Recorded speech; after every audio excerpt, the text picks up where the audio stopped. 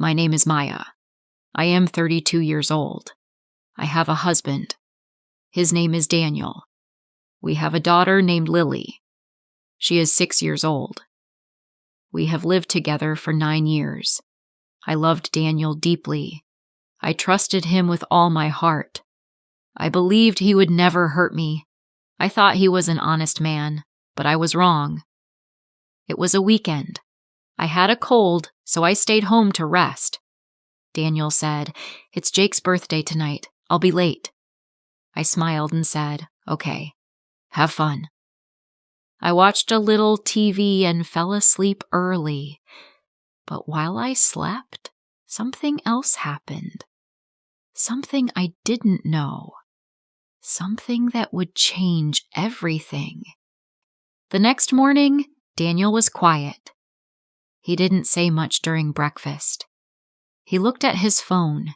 He looked out the window. I asked, "Are you okay?" He said, "Yeah, just tired."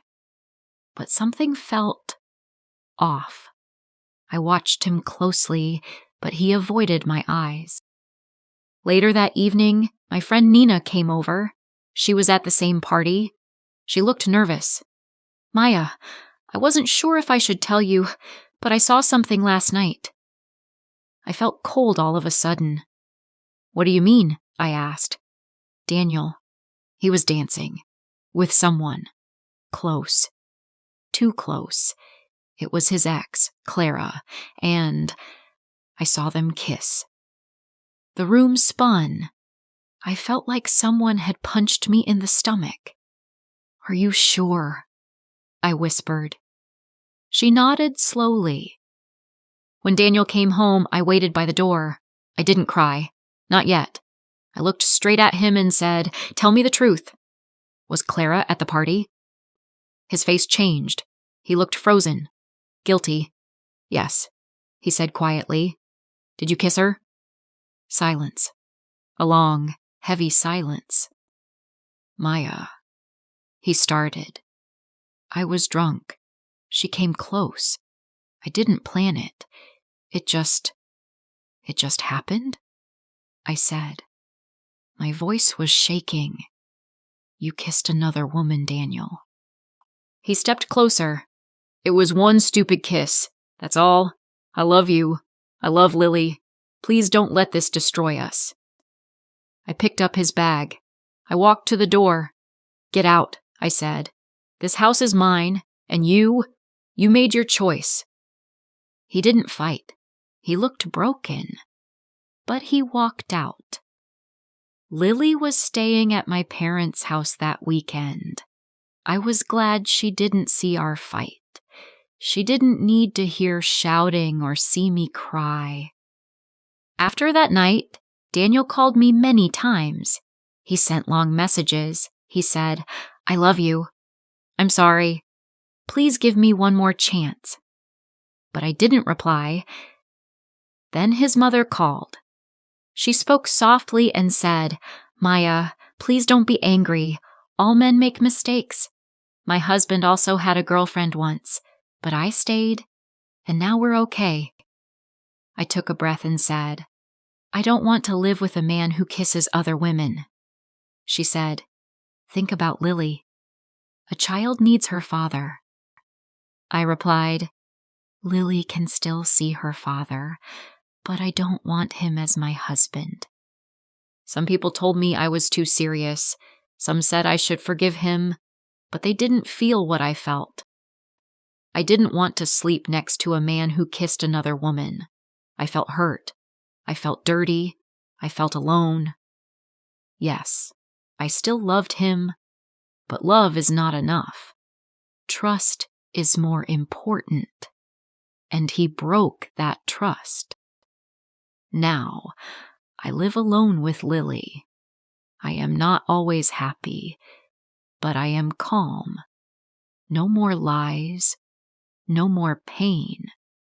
The next morning, Daniel came to the house.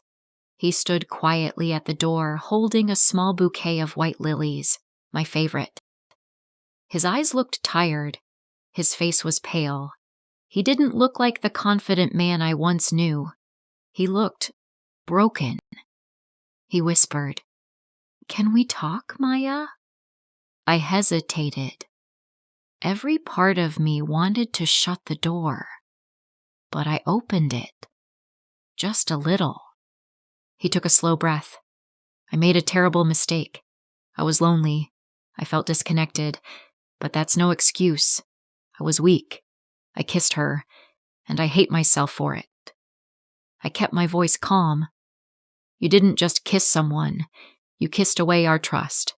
You broke something inside me. He nodded. I know. I didn't think clearly. I wasn't drunk. I wasn't confused. I just acted selfishly, and now I'd give anything to take it back. I said, "You can't. You made a choice, and now I'm making mine." He looked down. "I miss Lily. I miss you. I miss us." I said, "You can still see Lily. You're her father, but I don't want a husband who betrays me." His hands were shaking. He placed the flowers on the porch. Then, without another word, he turned and walked away. That night, I couldn't sleep. I lay in bed thinking about everything.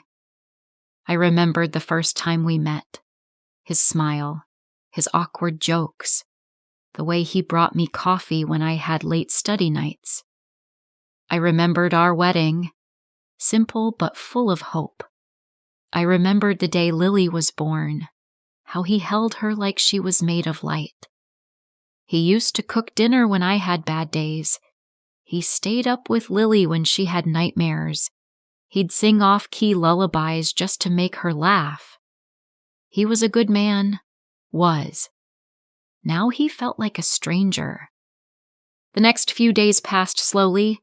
I didn't answer his calls. I needed space. I needed silence.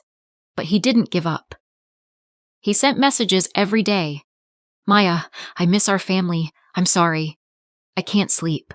I can't think. I love you. Please, talk to me."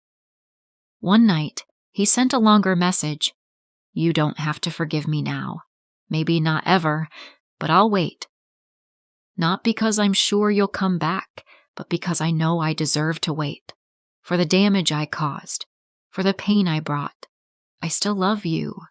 And Lily. Always." I read it 3 times. My hands trembled. I hated that I still cared. I hated that a part of me missed him. But I also hated what he did. The next weekend, he came to pick up Lily. She ran to him, her eyes lighting up. He brought her a new book, the same series he used to read to her before bed. I watched from a distance as they laughed together. My throat tightened. He was still a good father, but that didn't mean he was a good husband. Later that day, after ice cream and park swings, he came to talk again. He said softly, "I won't ask you to forget, but I want to prove I can be better." I shook my head. "Words won't fix this." He nodded. "Then I'll show you with time." I closed the door. Weeks passed, then months. He came every weekend without fail, always on time, always with something for Lily, a book, a drawing, sometimes just his full attention.